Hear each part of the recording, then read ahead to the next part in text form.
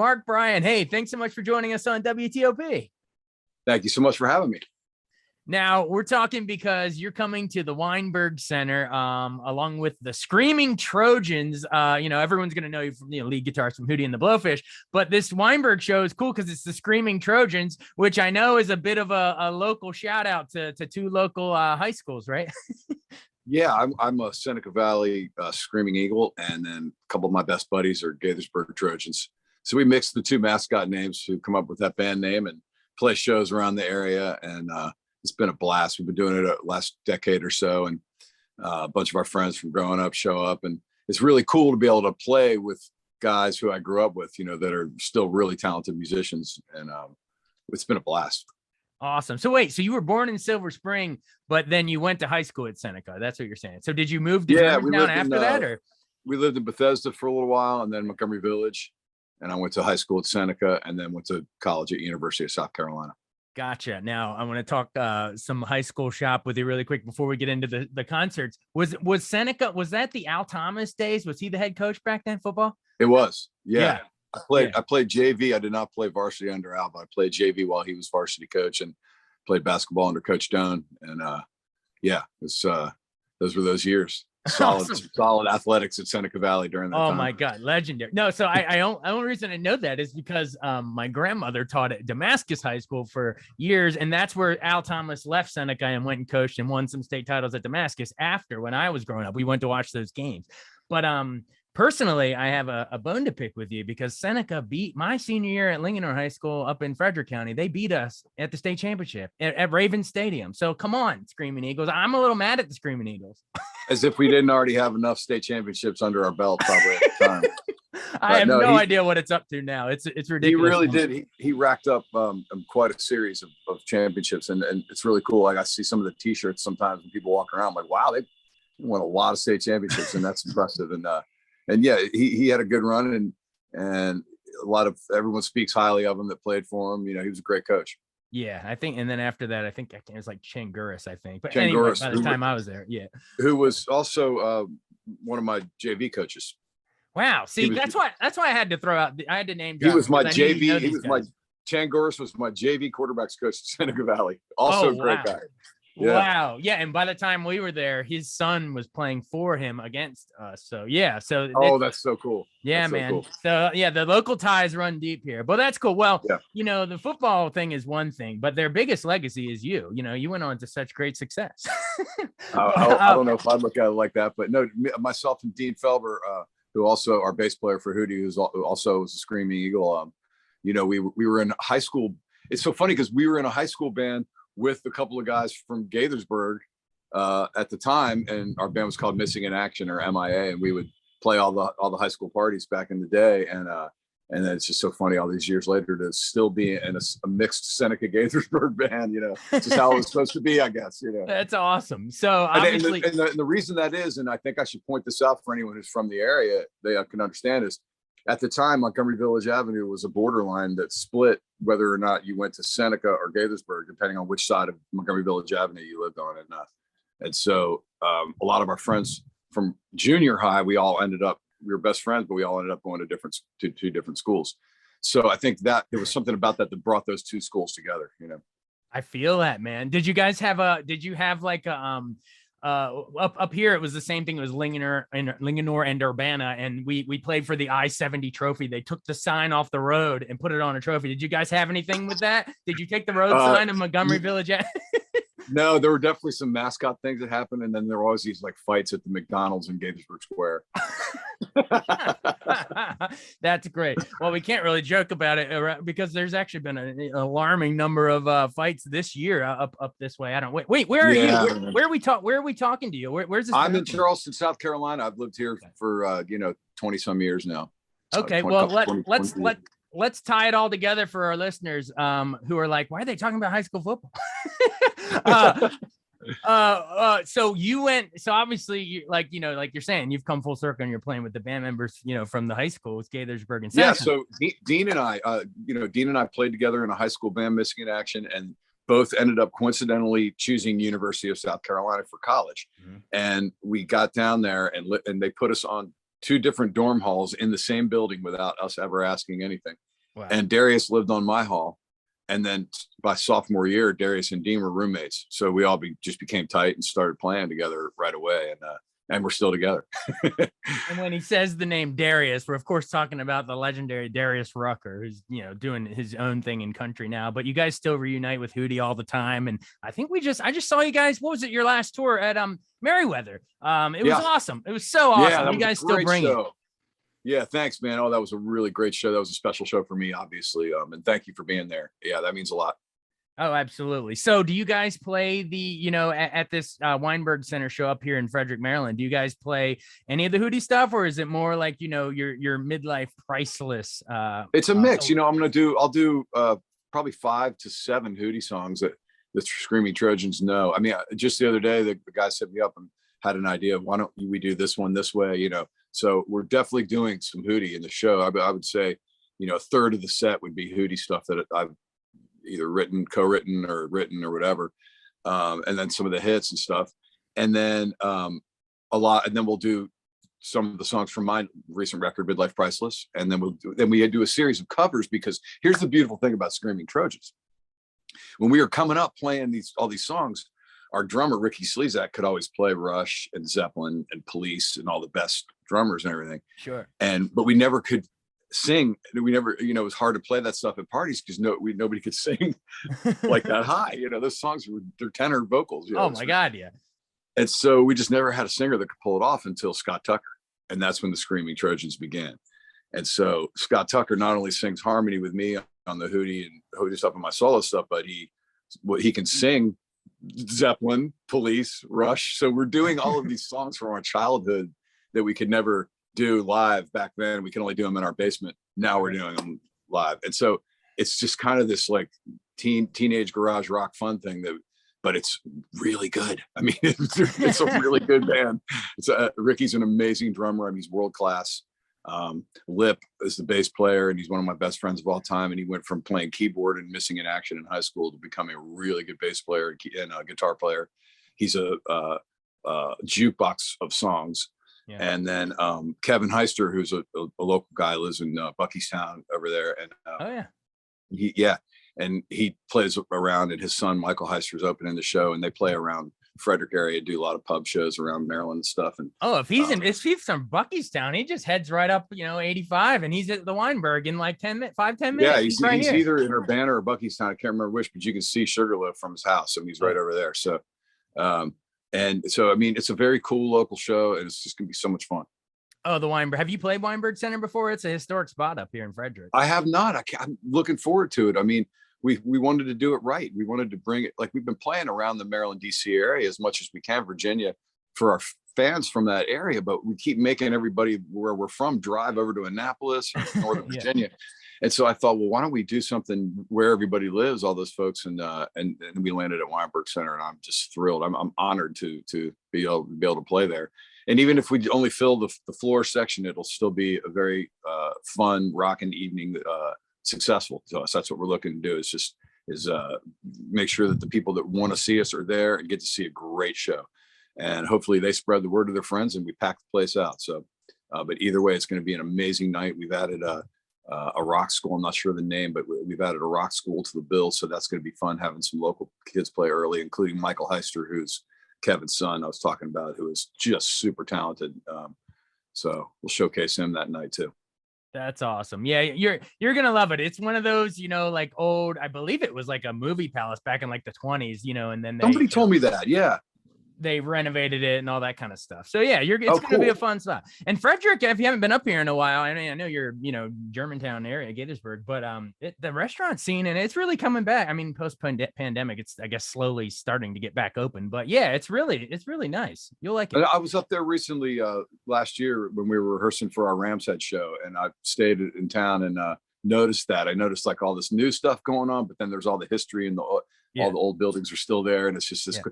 It reminded me of a lot of the sort of mid-size towns in the south through southeast in Frederick. Reminded me of that a little bit, where it's like kind of growing.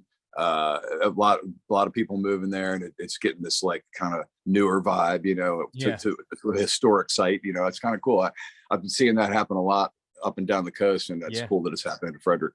Definitely. Well, you're speaking, thanks for the segue. Speaking of the old stuff mixed with the new stuff, we've talked a lot about the new band. Let's give me have a little bit of time for some memories of the Hootie days. So I know you kind of alluded to it, you guys formed all as, down the hall roommates and stuff, my dorm mates at University of South Carolina. But take me into those early days before Cracked Rear View. Like, were you just, we interviewed Darius a couple years ago, I believe. I'm trying to remember. He was saying you were just sort of selling tapes out of the back of vans and traveling up and down the coast. Or remind me of those early struggling days. That's it, man. I mean, we kind of became known as Hootie and the Blowfish during our college years, and it was too late to change the name by the time we were seniors, so we just went with it. Wait, where'd it come from though? What was the name? What was the name? It was the nickname of two guys that were in this vocal group with Darius that was part of a university called Carolina Alive, and he nicknamed them. One of them looked like an owl, and one of them looked like Dizzy Gillespie with puffy cheeks, and he nicknamed them Hootie and Blowfish. And they walked into a party together, and there was your name. And at the time we never knew anything was come from us. So we were like, sure, that's fine. That name will be fine. And then we became known as that. And so we couldn't change it. And then everyone thought Darius was Hootie, and he didn't really want to be. He was like, nah, but then he finally just accepted it. And I guess he still explained, hey, I'm not really who. Some people, still don't get it, and that's fine. It's worked out for us. It wouldn't have been my first choice as a name if back then, if you had asked me. If I'd known that all this was going to happen, but maybe it's part of why all this happened. So I can't say anything bad about our name, even though it wasn't my first choice. So it was just a catchy name, but now you're if he's Hootie, you're one of the Blowfish, and it just happened that way. So it's I guess so. I mean, him having the country career and the solo career as Darius Rucker, I think helps a lot. And I think there's a lot of people now who know Darius Rucker don't even know about Hootie. So hands down. Yeah, so I think it'll all come full circle in the long run. And so anyway, we became known as Hootie and the Blowfish by senior year. And so we started getting gigs outside of Columbia. We had been playing Columbia for 3 years, and all the bars, all the frats and everything. And we started getting gigs at other colleges and like playing Charleston and that kind of thing. And next thing we knew, it was growing quick. People, if 30 people came the first time, 50 were there the next time, and then 100. So we started doing that in as many towns as we could around the Southeast, and started making cassettes and CDs, EP size cassettes and CDs that we would sell at our shows and at some of the local record stores. And eventually the crowds got really big in some markets. And then we were selling as many of our EP in the record stores as REM and Red Hot Chili Peppers and U2. And so the labels started going, who's this local band selling like hotcakes, like all these other bands? And that's when they came to look at us, and there was a line out the door, and the rest is history. And the best way to read that story really is, it just got released this past spring, and it's Tim Summers' book. I believe it's called Only Want to Be With You. And he's the guy, he's the A&R rep from Atlantic that signed us back in '93. Oh, okay. And he tells the story just eloquently. I mean, I read it when he put the book out. I was like, I couldn't have told it better myself. I lived it, and I was still hanging on every page. I mean, it's a really, really good book. Awesome. I'm sure he appreciates the plug. Everybody check that out. Awesome. All right. Well, so then of course, Cracked Rear View comes, and that just is, it's to this day, it's still one of the top selling albums ever. Cause that was back when everyone was buying CDs. So man, that thing just caught on wildfire. What was the show? Was it the Letterman show? I think you did Let Her Cry. Was that when you got mainstream? Yeah, it was Hold My Hand. It was Hold My Hand on Letterman. And that's when he held the CD up and said, if you don't own this, something's wrong with you, something like that. And it blew up right after that. But, it felt like a macro version of what had happened around the Southeast, and I think it just was this element of us being the right band at the right time with the right sound for whatever reason. And it blew up quick. And it was wonderful for us because we never had to put on any pretense or move to LA or, try to be something we weren't. It was just the four of us making music the way we had done for the 5 years before that, since college, and it just blew up. Oh yeah. So it felt really good. Felt genuine. Awesome. Oh, you guys all sound, and just, you could tell the genuine and authentic, and it just came through the speakers and our screens, and yeah, we loved you. If you have a second, I'd love to do a deep dive on some of those famous hits, because I know you mentioned you'll be playing a couple of them at the Weinberg, so let's tease them a little bit. So I guess Hold My Hand would have been the first one. Do you remember where you were, in the studio putting that one together? Which of you wrote it? That's actually a great segue for you to give to me here, because we haven't really mentioned Sony yet, who was our drummer, who joined in '89, our senior year of college. And the first song he brought in was Hold My Hand. and I remember sitting with him, and I came up with that little lick over top of it while he's playing it right away. And it was written as is. He already had all the verses and everything written as is. This is Jim Sonfeld? Yep. Okay.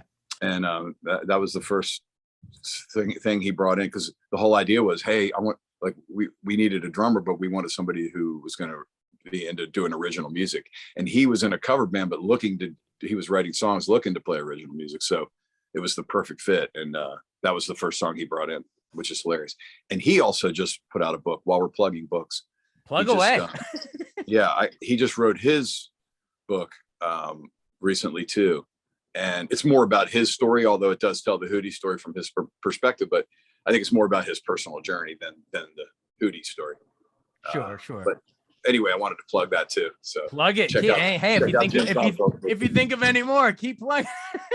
No, we only have two right now. Yeah, right now. Yeah, by the end of this interview, we'll have a third. But all right. All right. How about Let Her Cry? Because that to this day, I think is one of the greatest songs of the whole '90s era. I mean, it is. Was that based on anyone's experience of going to the back and watching her get high and all that? Darius tells the story of he came home drunk one night, late night, and we used to go 5 Points, Columbia, hard back in those days, and you don't even go out till 11 p.m. So I'm sure we're talking like 4 a.m. kind of stuff here, 3 a.m.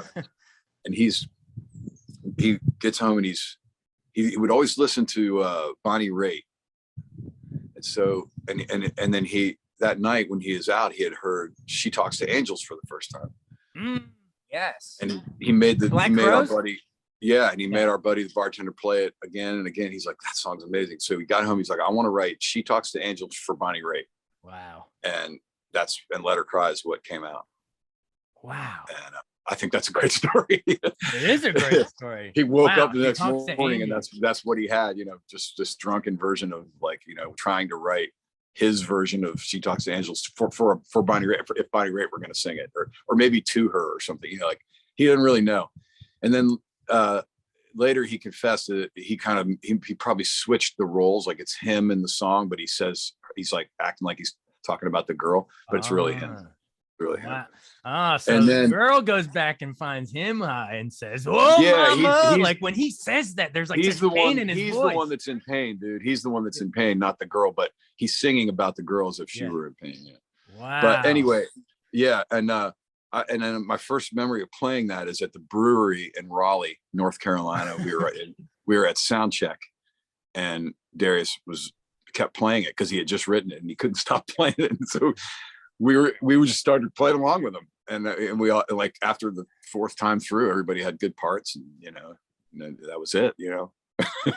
And then that also has a good story where we were opening for Dylan Fence at the Georgia Theater in Athens. And we had just done our set, and we played that song for the first time, Let Her Cry, live. And so we said that on stage, and we were like, we don't even have a name for it yet. And so then after our set, we're out there watching Dylan Fence, and this kid walks up and goes, "Hey, Bo," it's me and Darius, and standing there. He goes, "Hey, Bo, you know that song y'all played, but you didn't have a name? I think you just call it Let Her Cry because the bit." Wow, that's how the title came about. I swear to God. So that's how we named the song. And I mean, I know you're gonna have to beep all that out, and I'm sorry, but that is the true story, and I love that story. No, thanks for sharing it. Thanks for sharing that. That's great. That is great. Well, yeah, we'll beep away. But no, I mean, it is an all-timer. I mean, just from the opening line, it's just visual storytelling. She sits alone by a lamppost, and then it's just great. It's great. All right, well, if that's sort of on a somber, tragic note, then Only Want to Be With You is more of an upbeat, kind of a fun one. Any stories of how that came together, and bleeps or otherwise?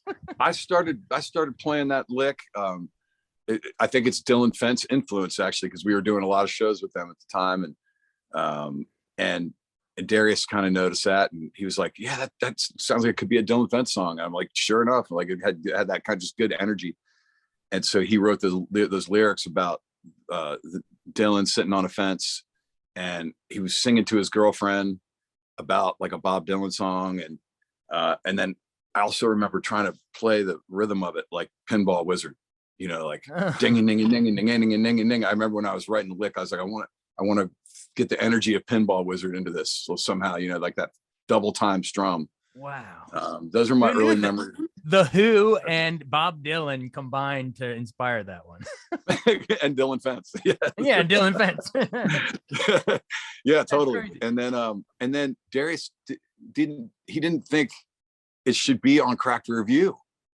He thought it was like too cheesy or something. And so he was like trying to vote to get it off of Cracked Review. And then later it became one of the biggest singles. He came back to everybody's like, I was wrong. I'm sorry, I was wrong. Yeah, he still tells that story to this day too. That's awesome. Yeah. So I guess, and the Dolphins Make Me Cry is obviously because, Darius is a huge Miami Dolphins fan, but what was it for you? Was it the Washington football team making you cry? I sing this song all the time now at shows that I do, now, and I sing the form to make me cry. Yeah, exactly. Because now the Commanders, I'm still not used to that yet. I'm still not used to that yet, man. I'm sorry, who? You know what? They both stink just as much. These days, we've gone 30 years of a drought, man. Yeah, the product hasn't changed either way, no matter what you call it. And it won't until Dan Snyder changes and we get a new owner. That probably seems to be the truth at this point. So wait, hang on. Sorry, side tangent. Did you go to RFK a bunch growing up? The Joe Gibbs glory years? I did. I went to RFK my whole life. Went to the last game at RFK against Dallas, where we won triumphantly to go to the playoffs, or to knock them out of the playoffs or something. Yeah. And then did you go get a piece of the field? You know how people were ripping I did. I got a piece of the field. I don't have it anymore. I planted it in an old house or something, but I do have. I knocked out the back of my grandfather's season ticket seats. Oh, nice. And I have that, and it's in my man cave. I have a seat from RFK and like the panel from a seat at my grandfather's seat. Good memories. Yeah, I used to go with my grandfather. There's just good memories, and the fact that it was like an exclusive, like you couldn't be as many people there. It was a smaller stadium, and the stand shook and stuff. And nothing like it. They let people kick out the seats that day. Yeah. Everybody was doing it, so I went and did it. And like, it's just cool to have. It's really cool to have. So cool. All right. Well, I needed to know what team made you cry in that when you play that song. All right. Well, one more off of that album. We got to talk Time, because it's my father's favorite song of yours, guys. So, why do you think that is, man? That if the other ones are like universal relationship stuff, Time I feel like is more transcendent, dealing with like a more big concept of time itself. But how did you come up with it? And that was sort of Darius and Sony wrote that together lyrically. And I think it was kind of Sony thinking big, like Hold My Hand, kind of anthemic. And then Darius personalized it a little more, and it comes off amazingly well. It's just beautiful. I love playing that song because it's powerful live. And we did a live video of it here in Charleston at the North Charleston Coliseum that, is the video for that track. Mm-hmm.